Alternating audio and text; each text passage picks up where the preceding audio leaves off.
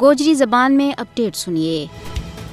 بھارتی غاصب حکومت کی یہ کوشش رہی ہے کہ وہ کشمیر میں اپنا مکروہ کرتوتہ نہ چھپا کے سب اچھا کی رپورٹ دے کے دنیا کی اکھیاں میں دھوڑ کلتی رہے۔ مودی حکومت آج بھی کشمیر پر اپنا اس جھوٹا بیانیہ نہ فروغ دین واسطے سچائی اور حقائق نہ توڑ مروڑ کے پیش کرنے کی کوششوں میں اڈی چوٹی کو زور لا رہی ہے۔ اس نے 5 اگست 2019 کا اپنا غیر قانونی، غیر اخلاقی اور یک طرفہ اقدامات نہ درست ثابت کرنے واسطے سرمایہ کاری اور ترقی کا جھوٹا بیانیہ تیار کیا۔